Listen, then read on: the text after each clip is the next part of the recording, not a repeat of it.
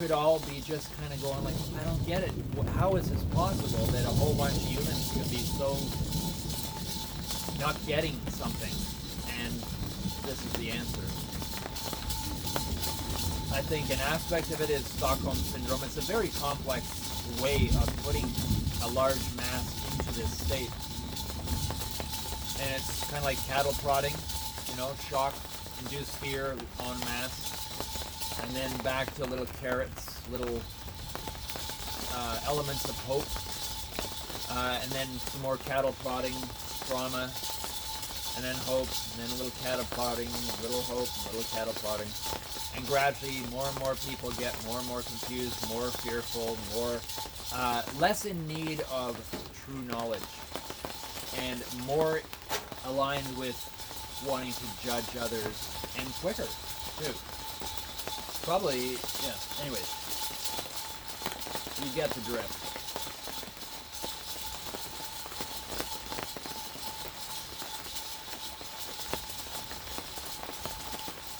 But we will lead you through our experience and experiences on all levels as they unfold and as we unfold.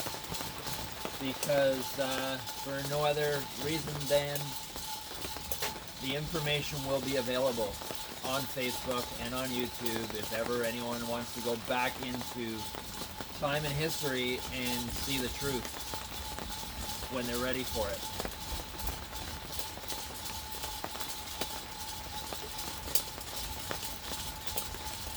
We got the first crack here.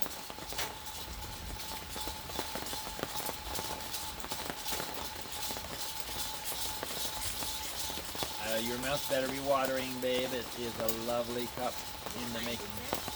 Bolivia. Fair trade organic. I had it this morning and I'm like, wow, I'm getting better at this Bolivian. Like I'm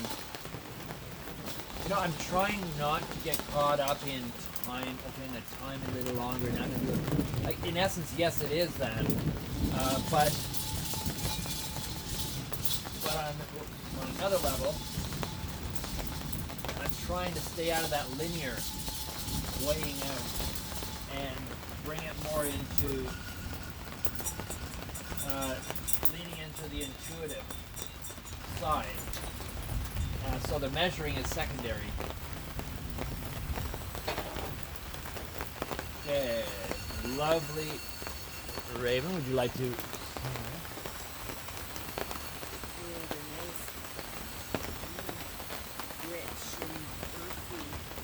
It's kind of cool. Slovenia supposedly is the only country with the word love in it.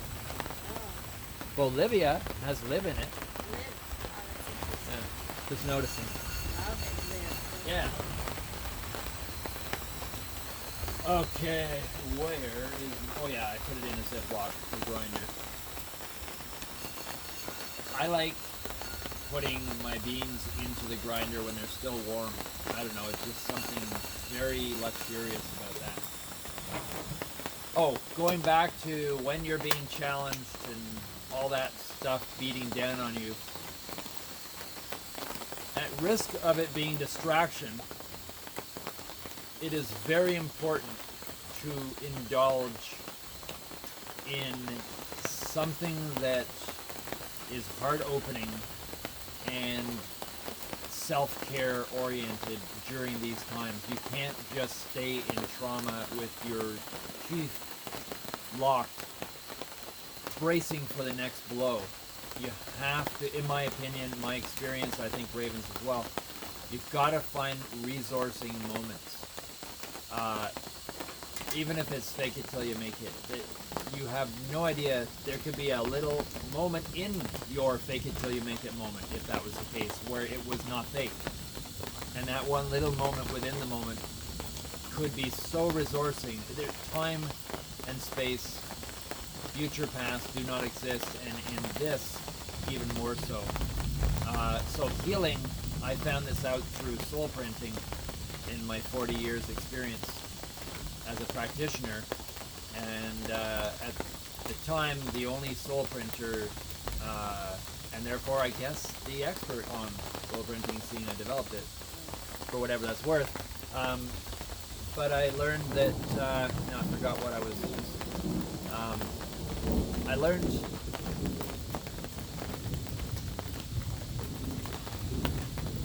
I will weave that back into the story in a moment. There was a very specific little detail that I wanted to share there.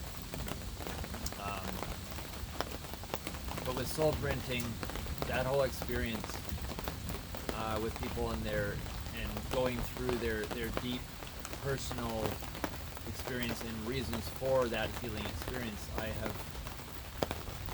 I have come to realize that healing means something quite different than the healing that it has been distorted and bastardized into, largely by Western medicine. Everything's become a surface and like this, right? Because we have painkillers, you can be racked in pain, and within half an hour, or if it's intravenous or something, within minutes, moments, you can be pain-free.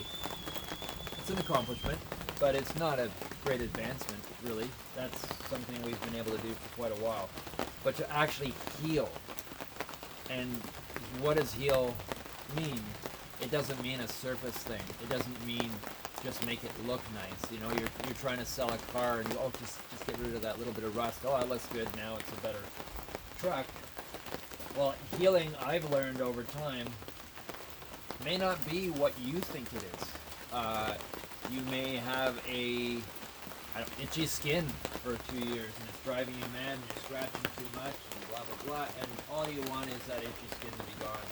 So you go to the doctor and you want to heal, and he says, well, here's the itchy skin curing cream, and it stops the itchy skin, but the underlying reasons for the itchy skin are still there, and they bubble up and manifest in other areas of your life. So yeah, they got rid of the itchy skin momentarily, and then something else, the itchy skin was a warning, and now something else blows up a year later because you ignored it, and so on. Get my point? Yes. So it's kind of piracy, in my opinion, how Big Pharma has redesigned, re-owned,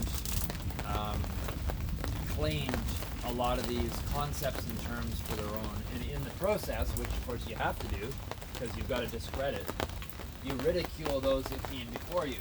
And a very good example of that is when I was looking up one of my favorite scientists, Goethe, back in the Newton days, and he was something else with what he had to share.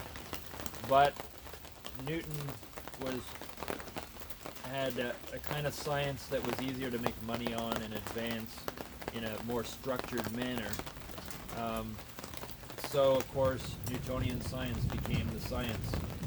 And I remember Goethe saying that if you go this route, if the world goes in this Newtonian direction, you're going to destroy the planet, because you're going to separate yourself from nature and therefore make it easier to destroy nature.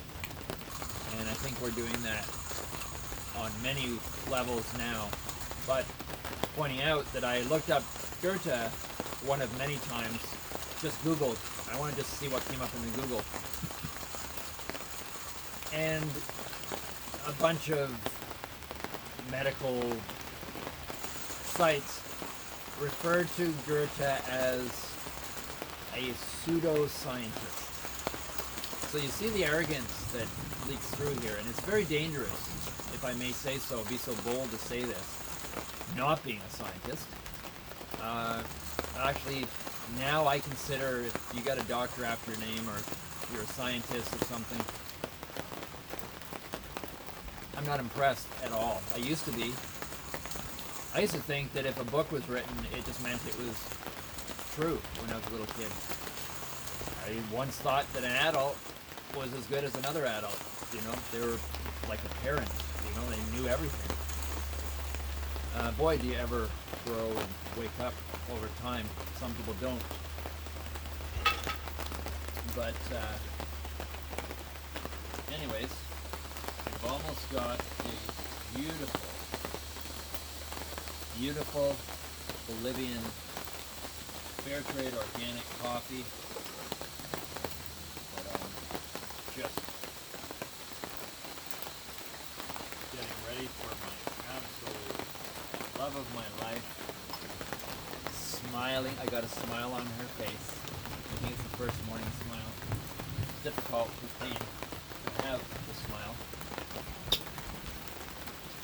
My kettle just tweeted. It did. It's calling you. Yeah, it went tweet. So anyways, it's very important, I was mentioning earlier, that when you feel all consumed or attacked, defeated, whatever, in any situation, it is important to push through that. Lean into the thorns. Do not pull back. You know, there's a lot of metaphors out there, a lot of songs that talk about it.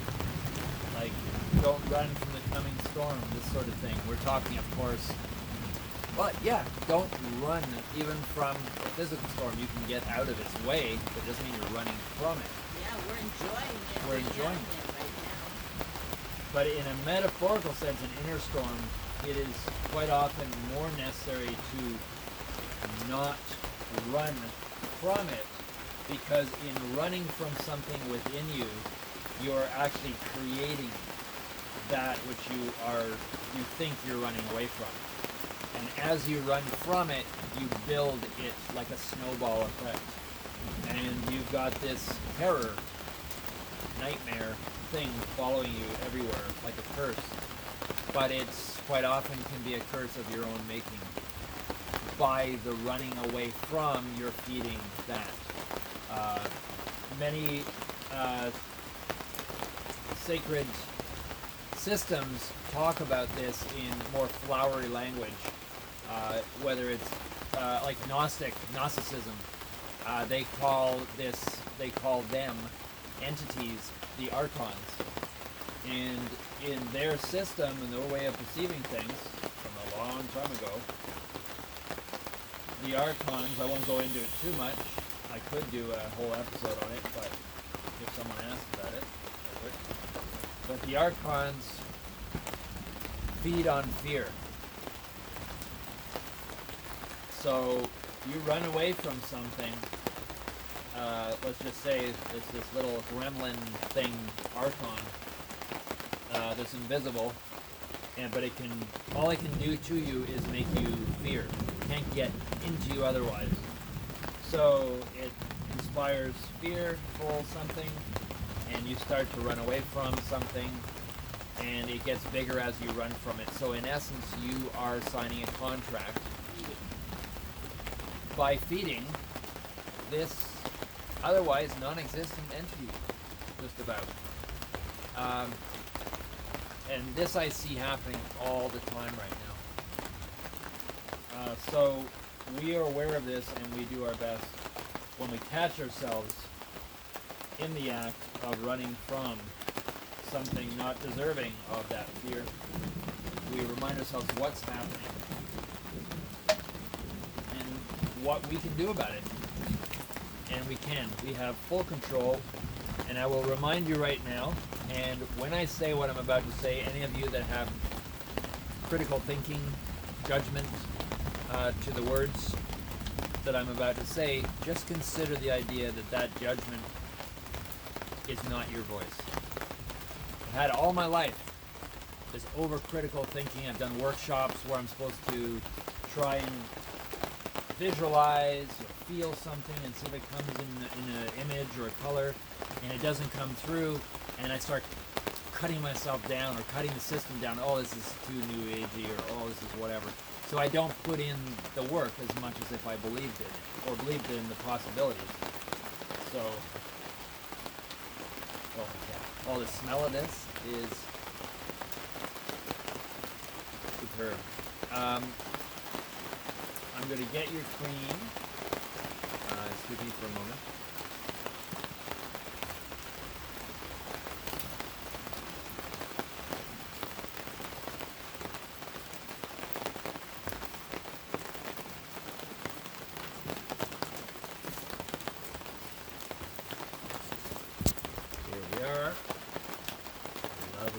dash of cream.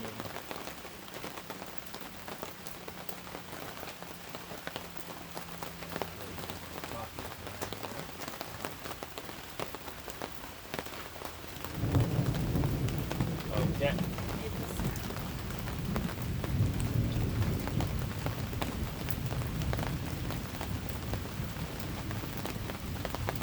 Mine are overflowing half full.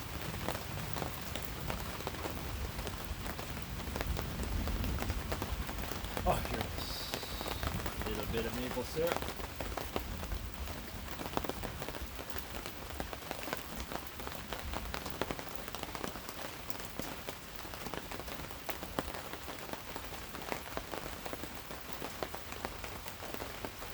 And some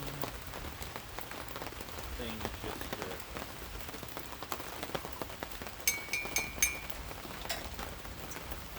I must also say that part of the healing experience for me of roasting my own coffee is I always have something to look forward to, little simple thing in the morning, but also the act of doing it, even if I'm feeling off, usually during the process of doing it, even before drinking it, I've moved some energy and I'm starting to feel better, if not totally feeling better.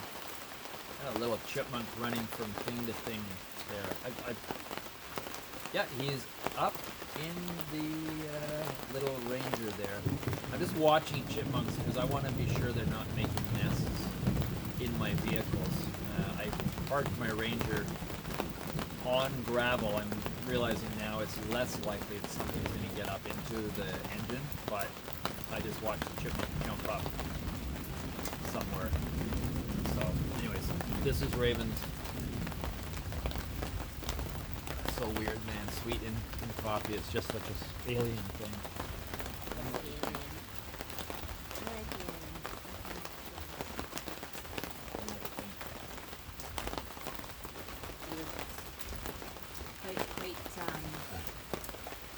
Quite, it's almost smoky, right? Almost smoky? Yeah, there's almost a smoky. Do you like? So Bolivia is a good, like it's acceptable. It's nice, yeah, it's not like Kona. Yeah, not like Kona, but it is a nice. I'm quite pleased with it in that sense. Like it's one of a little range that I would have again someday. So yeah, it's important, even when you feel beaten down or all consumed by something. It's still important to find little bubbles of enjoyment, and they don't have to be deep enjoyment. They just have to be something that resources you, but that's not counterproductive to your health. Like I have a bad one right now under pressure that does resource me on one level, but it's also fucks me up as well, and that is eating a certain kind of candy, which I almost never do, but for some reason it's hooked me, and I almost feel uncontrollable urge when I'm under stress of eating this licorice, this Dutch licorice that I found. And literally, like I want to find an excuse to run over to the truck where I have my little packet there and secretly eat some. Like, it's insane. So I've recognized it. I'm surprised I even have this situation. I really am shocked. But anyway, so little resourcing things are great. They're stepping stones. They're, but it is important to remain aware of whether they are resourcing or whether they're actually a bad habit forming to block out something else. So coffee, I guess, unless you're drinking 6 or 7 cups a day sort of thing, but if you're having your 1 to 2 cups and it's really doing a lot for you, I'd recommend that you try the home roasting thing. It takes some time, so if you're rushing off to work, you don't have time for it, just like shaving with a straight razor. Ooh, that was nice. And yet the camera did a funny flip. Oh, yeah. I guess the electrical charge. Yeah. I'm just gonna watch the screen now.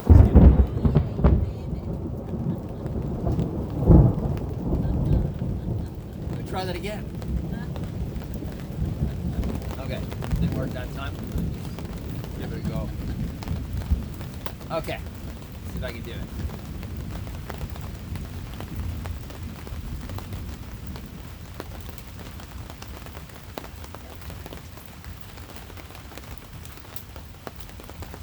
No, maybe I won't do it right. Yeah. That was me. Actually, it was a fart.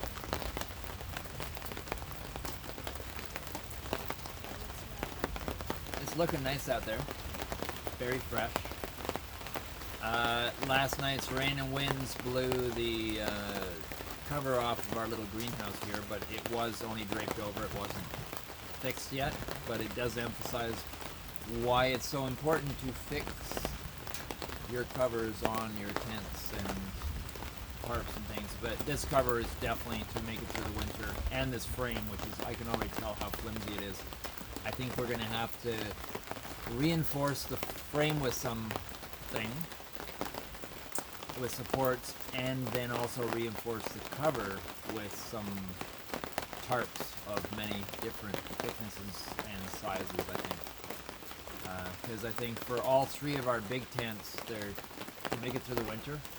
We'll see. It's Uh, not predicted ahead of No, ourselves. but I'm just saying, what we don't want is for things to do this in the middle of winter, or to collapse in the middle of winter, because everything underneath will then be. It wasn't tethered. No, but I'm just.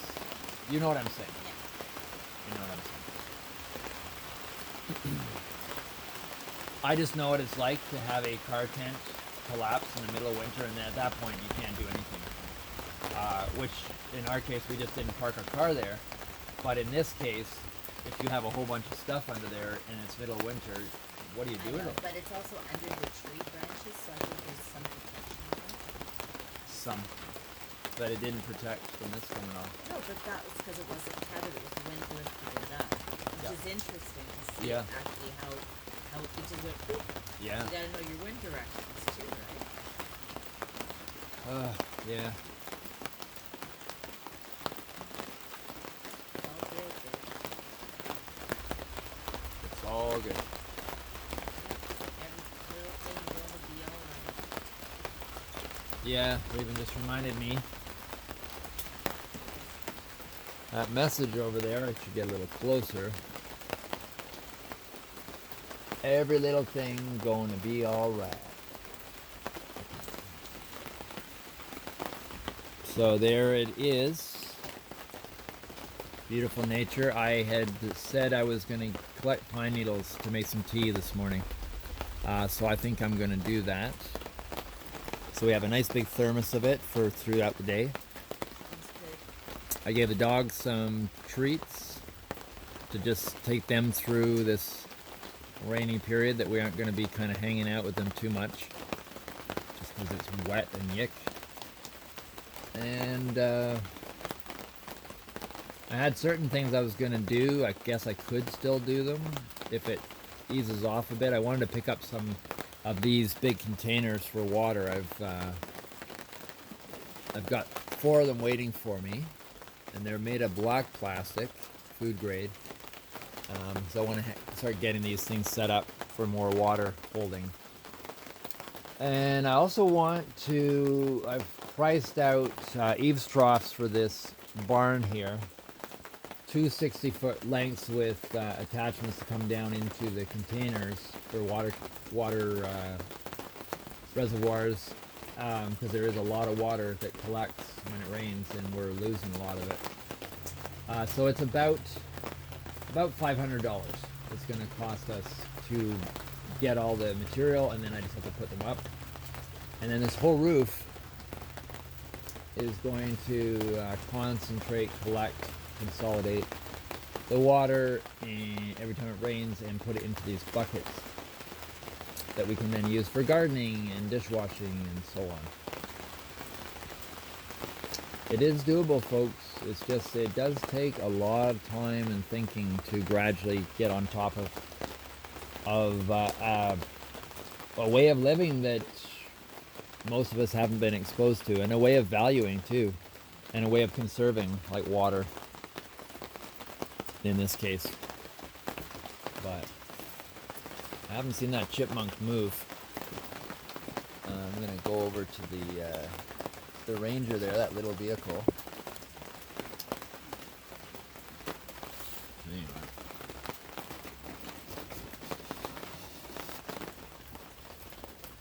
Gosh.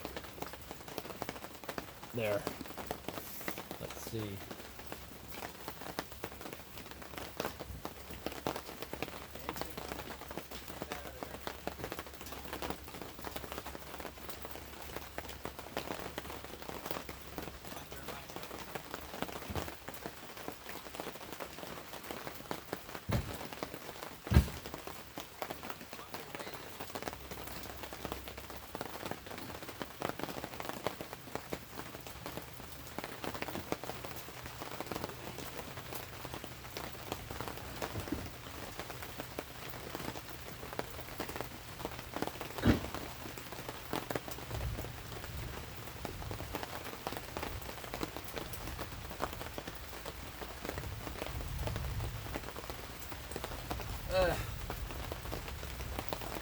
Boy, a nice big roasty fire would be quite nice right now. It's amazing how you can just feel shivered. I don't know, it's kind of cool. But anyways, folks, I'm blabbing too much. There is a point where inspiration becomes verbal diarrhea, and it can happen. Slippery slope. Slippery slope. I will admit, I'm not beyond it. I'm inclined towards it. It's an affliction that I got at birth. Went from the other diarrhea that you need diapers for to now a verbal diarrhea, which some have got diapers for. Face diapers. I didn't even plan that. So let's just angle this. Hello. There. I need a haircut. It's starting to look really disgustingly gross. These kind of loops. Like, what is that? God. I mean, there's a certain angle I could only be seen at right now.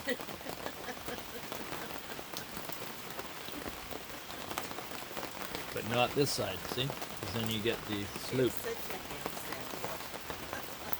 Oh, yeah.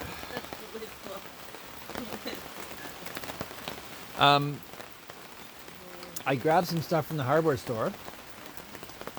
I got a piece of wood to do my sign. It cost fucking $44 for a piece of pine. Okay, it's a little bit wider, right? But it's only 3/4 of an inch. Protect it. A friggin' piece of pine, like for shelving. And it was $44. I don't know, maybe 2 feet by 3 feet or something. I don't know. A piece of pine. That's crazy. Well, it's turned into a beautiful sign. Before the lockdown, we were buying pieces of bloodwood and maple and For $12. you know, for a similar price. Yeah. Now we're paying it for pine. Yeah. But anyways, it's for my Nomad sign because I felt that I was feeling defeated. That energy of defeat, that, you know, I was feeling oppressed and challenged in that way. So I just said, I am going to get my materials for the Nomad sign and press forward, lean into the thorns. I may not feel creative today, but at least I can get the materials ready and I can stick them where I see them when I'm doing stuff, and it can inspire me, and maybe then I will feel. You can harness this energy that Mother Nature Yeah. is offering. Wow, yes.